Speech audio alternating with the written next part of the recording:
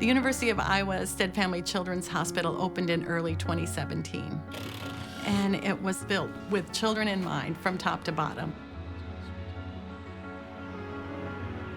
In the old settings of the hospital, children were receiving treatment in basically every wing on a number of different floors, and really did not have that feel of being connected to the stadium.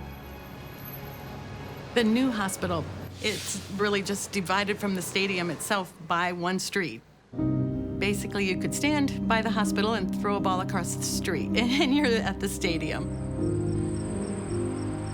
In my first room, it was nighttime, and all the lights were actually on in Kinnick Stadium, and I immediately went over to the window, and it was just one of the most magnificent things I'd ever seen.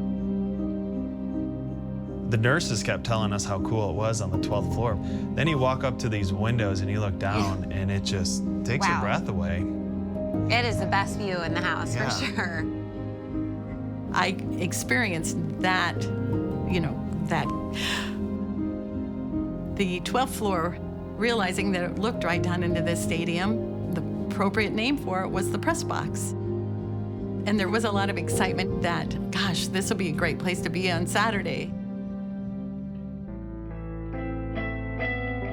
The first time I saw a photo, it was just the back of a head, and it was looking down onto the field, and I thought, wow, they can see everything.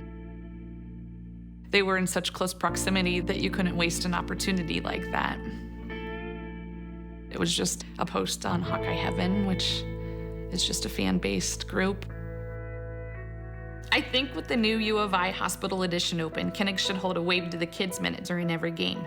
Can you imagine how neat it would be to have all those fans, players, and coaching staff looking up at you and sending a little extra inspiration?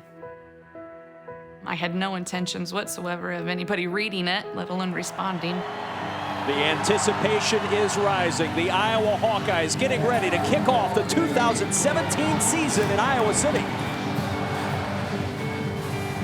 When I first heard about the social media post, I think my first feeling was just, oh, that's cool.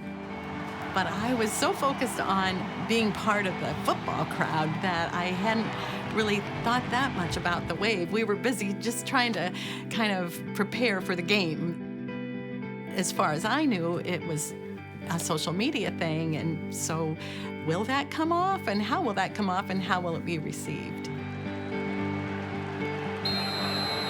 People get lost in the game. I really didn't have any expectations.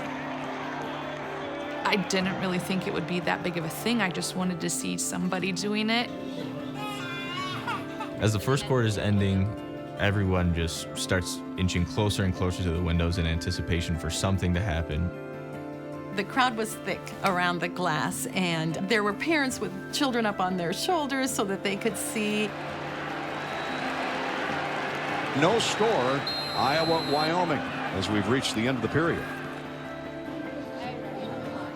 There'd been a lot of activity in the room, and suddenly there was, this flurry to kind of get to the windows, and then it got really quiet.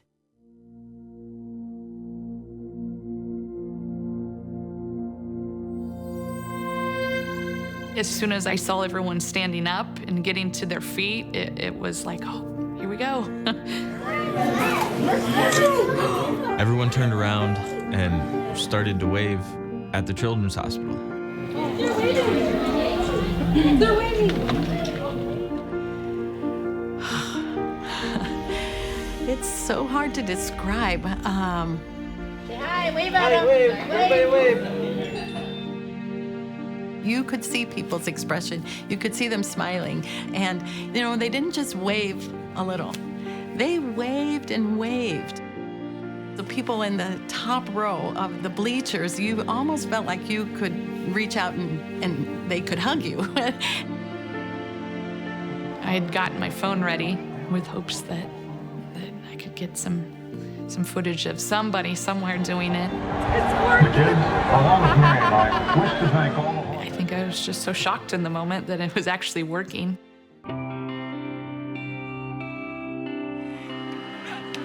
What a cool scene here in Iowa City. I feel like that's a tradition starting today that will carry forward. Here's Big Ten football. It's a big deal. The wave was about something other than football. The authenticity of how it started, it felt more genuine. Yeah, that is so neat. It happened organically, and it was just more true. Well, kisses.